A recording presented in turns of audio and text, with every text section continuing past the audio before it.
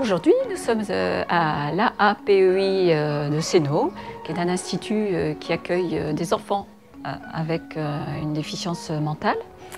Et c'est un atelier BD qui est animé par le dessinateur Yannick Corbeau, qui est un dessinateur de bande dessinée de la région d'Annecy, qui est très investi auprès des enfants aujourd'hui. Ça s'est très bien passé. Les jeunes ont été, semble-t-il, très réceptifs. On s'est bien amusé. On leur a montré quelques méthodes très rapides de travail, mais même presque techniques, et ils ont suivi, ils se sont pris au jeu et ça a bien marché. IME Les Panneaux, il accueille à peu près 85 enfants âgés entre 6 et une vingtaine d'années. Le profil des jeunes accueillis il est extrêmement hétérogène, c'est-à-dire qu'on peut avoir des retards de développement variés d'un profil à l'autre, des handicaps très différents. Alors ça peut aller de l'autisme, de la trisomie, à des syndromes génétiques un petit peu plus rares.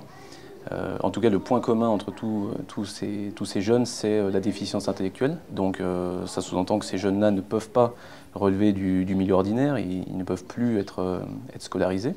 Donc du coup, voilà, ils entrent dans le monde du médico-social, qui est représenté par l'IME. Ce qui est important, à mon sens, c'est qu'on puisse s'adapter, que je puisse m'adapter. J'adapte mon discours. Le contact est très sain. Je pense que peut-être que je leur apprends des choses et moi j'apprends beaucoup de choses aussi de mon côté. On apprend sur soi. Les compétences graphiques de chacun sont assez relatives. On est sur des productions souvent très largement en décalage avec leur âge réel. Après, le choix qui a été fait dans les jeunes qui ont été accueillis ce matin, il n'a pas été fait sur ces prérequis-là. Il a été plutôt orienté sur des jeunes qui voilà, sont un peu en manque d'interaction sociale avec les autres, qui ont besoin des fois de redonner un petit peu une impulsion parce qu'ils tombent dans une routine et qui finissent par des fois se lasser un petit peu.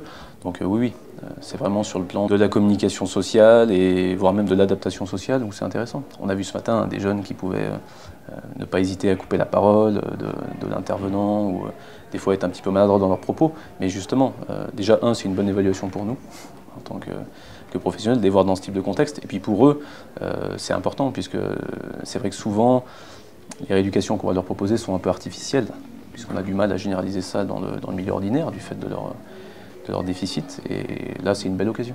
Alors, prochain rendez-vous, le 1er octobre exactement. Donc, conférence hyper super sur le TDAH et l'estime de soi à travers justement l'art-thérapie. Alors, on vous attend très nombreux à Chambéry le 1er octobre.